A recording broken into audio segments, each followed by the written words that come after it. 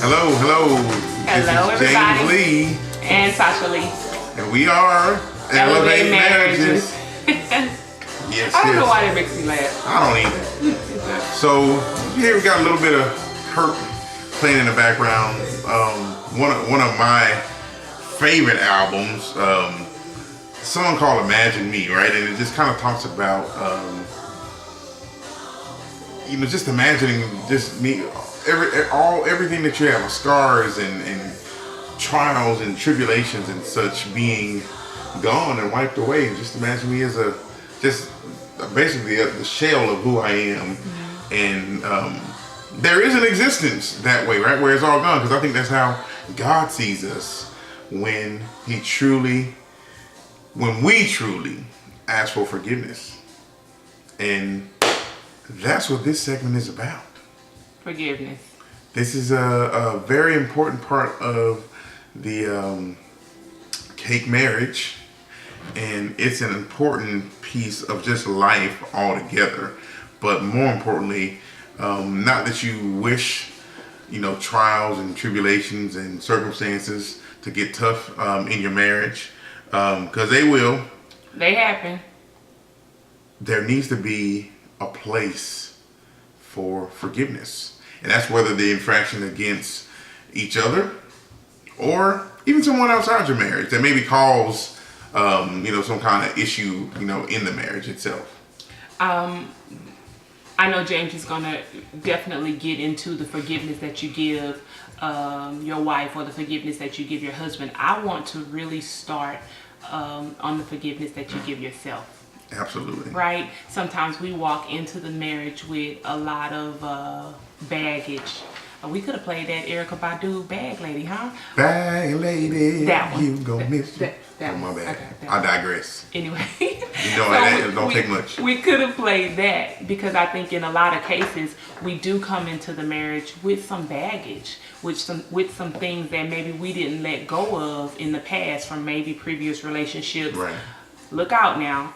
With husbands, boyfriends, parents, friends, whatever the case may be, we bring that right on into the marriage, and sometimes we're holding on to it from things that we feel like could have been our fault. In some cases it might have been, but then the forgiveness of ourselves first and foremost, right. And starting clean, starting new, and forgiving yourself and seeing yourself first of all worthy of a great man, worthy of a great marriage is a great clean slate to start on. So as you grow and as we go into this forgiveness ingredient in making this a sweet marriage, let's start, wives, let's start, husbands, with the forgiveness that we give ourselves and how we leave things that are behind us so that we can start fresh and new with what we have with our spouse. Absolutely. Because that feeling of forgiveness that you give to yourself, it's freeing, right? Absolutely. And it should not be a situation where there's a feeling of condemnation in anything that you've done, be it present, past, in your life. So if you're feeling that condemnation in your life, that's not of God.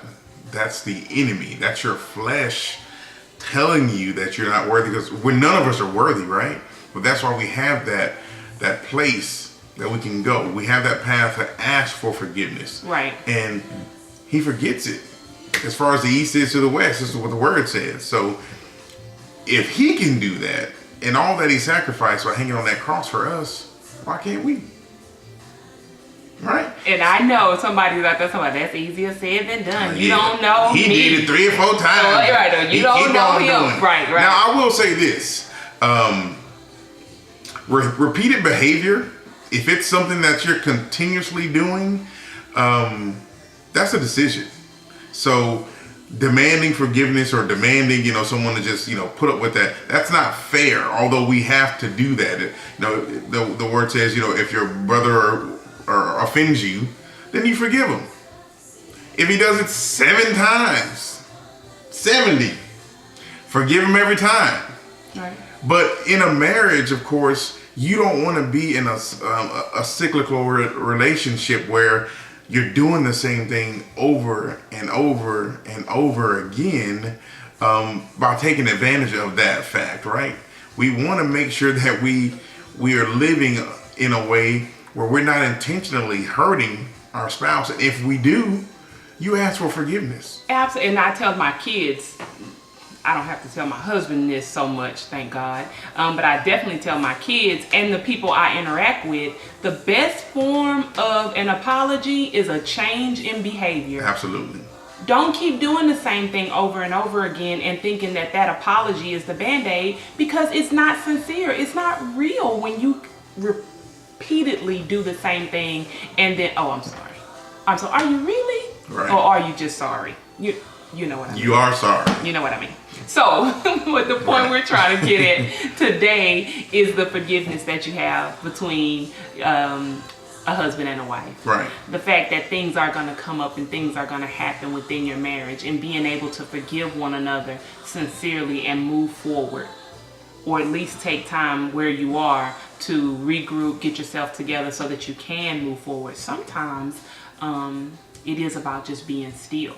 Right? Just being still, getting yourself together, gathering your thoughts, controlling your actions and emotions so that you can move forward. You know, and not getting so caught up in all the things that are outside of the marriage. Because I think a lot of times people, hopefully with good intention, may say, girl, you might want to rethink that, or man, brother, I don't put up with that with my woman, or whatever they say, right?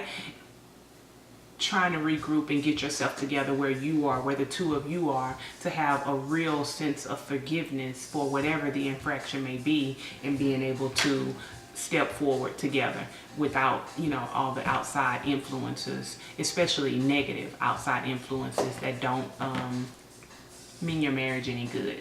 Right.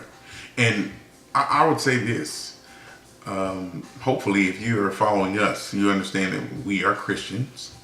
And we try to live our life in that aspect. So in a Christian marriage, you have to forgive. You have to. There's not an option. If you consider yourself a Christian, that's a path that we take, right? Because he forgave us. So we have to extend that same grace to the other person. So with that said, forgiveness should be instant once it's requested, right? But I'm working on it.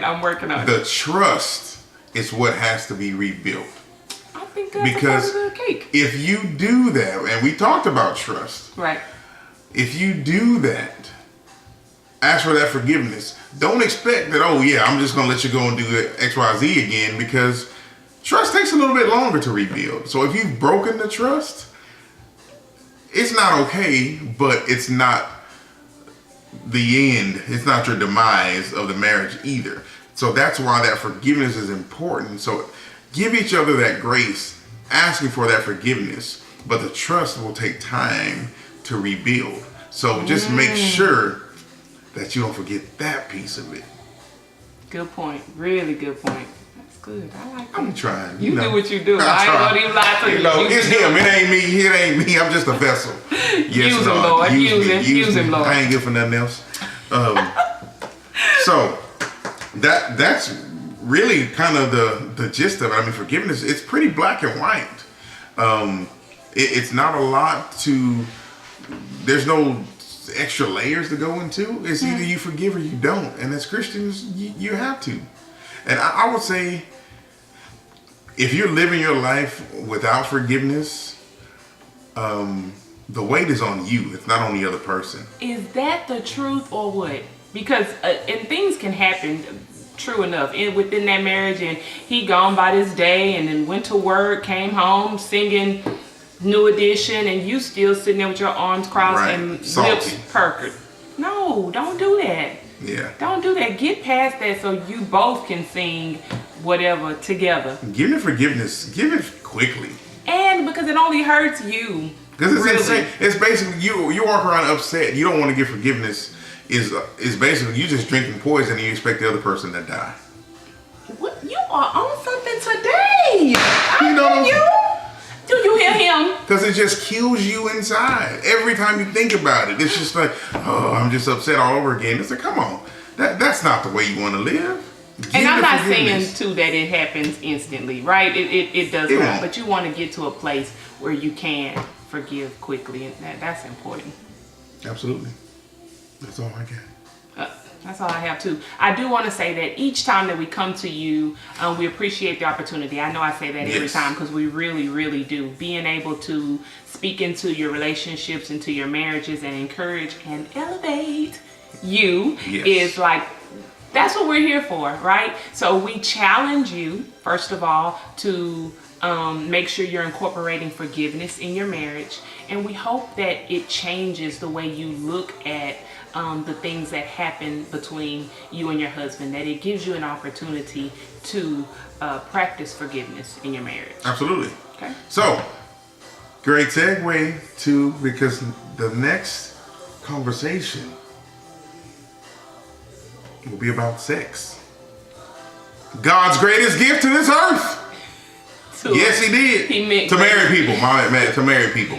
Calm down. Married people. Calm down, people. Yes. Yes. Yes. So, and that is how this all comes together. Definitely can result in some really good sex. Yes. So Speaking tune in of, next we're gonna go time. ahead and get off of here real quick. You know what I'm saying? But we'll talk to Really? you Really? yeah. That's what. We'll talk to you next time. I'm James Lee. And I'm Tasha Lee. God bless. Bye.